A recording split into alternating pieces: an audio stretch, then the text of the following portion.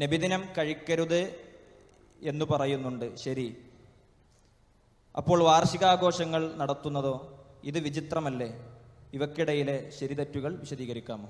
സാധാരണഗതിയിൽ ബിദ്അത്തുകളെ ന്യായീകരിക്കാൻ വേണ്ടി ആളുകൾ പറയുന്ന ന്യായങ്ങളിൽപ്പെട്ട ഒരു ന്യായമാണ് ഇത്.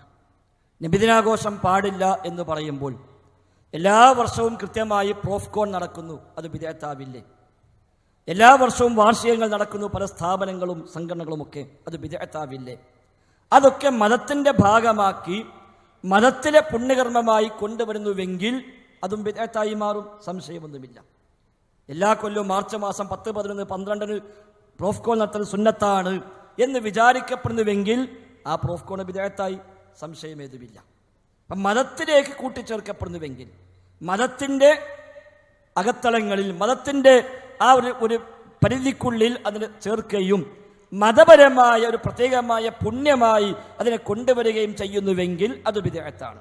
അതല്ല ഭൗതികമായ സൗകര്യങ്ങൾ, ദീനിന്റെ ദഅവത്തിന് വേണ്ടി ഇൽമ പഠിക്കാൻ വേണ്ടി ഒക്കെ ഭൗതികമായ സൗകര്യങ്ങൾ ഉപയോഗിക്കുന്നുവെങ്കിൽ അത് ബിദ്അത്ത് എന്ന ഗണത്തിലേക്ക് വരുന്നുമില്ല. ഒരു ഉദാഹരണം പറയാം. റസൂലുള്ളാഹി സ്വല്ലല്ലാഹു അലൈഹി വസല്ലമ ഒരിക്കൽ വീട്ടിൽ വന്നപ്പോൾ ഭാര്യ നോമ്പുകാരിയാണ്. പ്രവാചകർ ചോദിച്ചു, എന്താണ് ഇന്ന് നോമ്പെടുക്കാൻ കാരണം?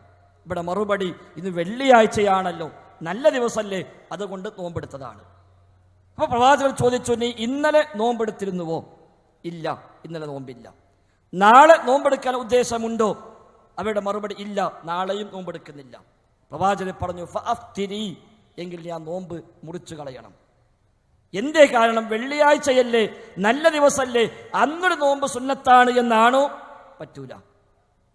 എന്നാൽ ഒരാൾ സ്വാഭാവികമായി നോറ്റു പോകുന്നു, അതിനിടയിൽ വെള്ളിയാഴ്ച വന്നു, വിരോധമുണ്ടോ? ഇല്ല. തിങ്കളാഴ്ച നോറ്റു, ചൊവ്വാഴ്ച ഇല്ല. ബുധനാഴ്ച നോറ്റു, വ്യാഴാഴ്ച ഇല്ല. വെള്ളി നോറ്റു, ശനി ഇല്ല. ഞായർ നോറ്റു, തിങ്കളില്ല. അങ്ങനെ ഇടവിട്ട് നോമ്പ് നോക്കുന്ന ഒരാൾ, അതിനിടയിൽ ഒരു വെള്ളിയാഴ്ച വന്നു, ഒരു പ്രശ്നമില്ല. എന്നാൽ വെള്ളിയാഴ്ചയല്ലേ, അതുകൊണ്ടൊരു നോമ്പ് പറ്റില്ല, അത് ബിദ്അത്താണ് എന്നർത്ഥം. അങ്ങനെയാണ് ബിദ്അത്തുകൾ ഉണ്ടായി വരുന്നത്. ഏത് കാര്യവും മതത്തിലേക്ക് പ്രത്യേകമായി കൂട്ടിച്ചേർക്കുന്നുവെങ്കിൽ അത് ബിദ്അത്തായി മാറും. അതല്ല പൊതുവായി ഭൗതികമായ സൗകര്യങ്ങൾ ഉപയോഗപ്പെടുത്തുകയും ഉള്ള ഒരു കാര്യത്തിന് അത്തരം സൗകര്യങ്ങളെ ഉപയോഗിക്കുകയും ചെയ്യുകയാണെങ്കിൽ അതിന് ബിദ്അത്ത് എന്ന് നമുക്ക് പരാമർശിക്കാവതല്ല. അത് ഏതിനും അങ്ങനെ തന്നെയാണ്. അതിന് ഈ ഒരു ഉദാഹരണം അത് നമുക്ക് ഏറ്റവും അനുകൂലമായി ആ വിഷയം മനസ്സിലാക്കാൻ പര്യാപ്തമാണ്. ഒറ്റ കാര്യം കൂടി പറയാം. ഇമാം മാലിക് റഹിമഹുല്ല, മദീനയിലെ മഹാപണ്ഡിതനായിരുന്നു അദ്ദേഹം. മദ്ഹബിന്റെ ഇമാമായി പിൽക്കാലത്ത് അറിയപ്പെട്ട ഒരു പണ്ഡിതൻ കൂടിയാണ്. ഹദീസ് പണ്ഡിതനാണ്, കർമ്മശാസ്ത്ര പണ്ഡിതനാണ്. മദീനയിൽ മസ്ജിദ് നബവിയിൽ ക്ലാസ് എടുത്തിരുന്ന മഹാനായ പണ്ഡിതൻ. അദ്ദേഹത്തോട് ഒരാൾ വന്ന് ചോദിച്ചു, ഞാൻ ഹജ്ജിനോ ഉംറക്കോ വേണ്ടി പോകുമ്പോൾ എവിടെ നിന്നാണ് ഇഹ്റാമിൽ പ്രവേശിക്കേണ്ടത്? ഹജ്ജിനും ഉംറക്കും പോകുന്ന ആളുകൾക്ക് ഇഹ്റാം ചെയ്യാൻ പ്രത്യേകമായി നിശ്ചയിച്ച സ്ഥലങ്ങളുണ്ട്, അവിടെ നിന്നാണ് ഇഹ്റാമിൽ പ്രവേശിക്കേണ്ടത്. ഞാൻ എവിടെ നിന്നാണ് ഇഹ്റാം ചെയ്യേണ്ടത് എന്ന് ചോദിച്ചപ്പോൾ ഇമാം മാലിക്കിന്റെ മറുപടി, മിനൽ മീഖാത്ത് അല്ലതി വഖതഹ റസൂലുള്ളാഹി സ്വല്ലല്ലാഹു അലൈഹി വസല്ലം, അല്ലാഹുവിന്റെ റസൂൽ നിശ്ചയിച്ച മീഖാത്തിൽ നിന്നാണ് നീ ഇഹ്റാം ചെയ്യേണ്ടത്. അപ്പൊ ഇദ്ദേഹം ചോദിച്ചു, ഞാൻ മദീനയിലെ പള്ളിയിൽ നിന്ന് തന്നെ ഇഹ്റാം ചെയ്ത് പോകാൻ ഉദ്ദേശിക്കുന്നു, അതിലെന്താണ് അഭിപ്രായം? മദീന പള്ളിന് 7 കിലോമീറ്റർ അപ്പുറത്ത് ദുൽഹുലൈഫയിൽ നിന്നാണ് യഥാർത്ഥത്തിൽ ഇഹ്റാം ചെയ്യേണ്ടത്. എന്നാൽ അതിന് ഇപ്പുറം വെച്ച് പള്ളിയിൽ നിന്ന് തന്നെ ഇഹ്റാം ചെയ്ത് പോകട്ടെയോ? ഇമാം മാലിക്കിന്റെ മറുപടി, അഖാഫു അലൈക്കൽ ഫിത്ന ഔ അഖ്ശാ അലൈക്കൽ ഫിത്ന, എനിക്ക് ഞാൻ ഫിത്നയെ ഭയപ്പെടുന്നു. ആ ചോദ്യകർത്താവ് ചോദിച്ചു, ഫഅയ്യു ഫിത്ന ഫീ സിയാദത്തിൽ ഖൈർ വഇന്നമാ ഹിയ അംയാലുൻ അസീദുഹാ, ഒരു ഖൈർ, ഒരു നല്ല കാര്യം കുറച്ച് അധികം ചെയ്താൽ എന്താ ഫിത്നയുള്ളത്? 7 കിലോമീറ്റർ അപ്പുറത്ത് ഇഹ്റാം ചെയ്യുന്നത്, ഇവിടുന്ന് തന്നെ ഇഹ്റാം ചെയ്തു പോയാൽ അത്രയും നല്ല കാര്യമല്ലേ? ഒരു നല്ല കാര്യം ചെയ്താൽ എന്താണ് ഫിത്ന?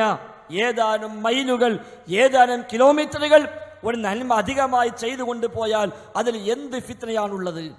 ഇമാം മാലിക് റഹിമഹുല്ല ആയത്തോതി കൊടുത്തു, ഫൽയഹ്ദരില്ലദീന യുഖാലിഫൂന അൻ അംരി അൻ തുസീബഹും ഫിത്ന ഔ യുസീബഹും അദാബുൻ അലീം. പ്രവാചക കൽപ്പനയ്ക്ക് എതിരായി ചെയ്യുന്ന ആളുകൾ ഫിത്നയെ ഭയപ്പെടട്ടെ എന്ന ആയത്തോതിയിട്ട് പറഞ്ഞു, അള്ളാഹുവിന്റെ റസൂൽ ഒരു സ്ഥലം നിശ്ചയിക്കുകയും നീ അതിനപ്പുറത്തേക്ക് മറ്റൊരു സ്ഥലം തിരഞ്ഞെടുക്കുകയും ചെയ്യുന്നുവെങ്കിൽ അതിനേക്കാളും വലിയ ഫിത്ന മറ്റെന്താണുള്ളത്? അതുകൊണ്ട് നിനക്ക് ഞാൻ ഫിത്നയെ ഭയപ്പെടുന്നു എന്ന് ഇമാം മാലിക് റഹിമഹുല്ലാ അവിഷയമായി പഠിപ്പിച്ചതുകൂടി നമുക്ക് കാണാൻ സാധിക്കും. അല്ലാഹു അഅലം.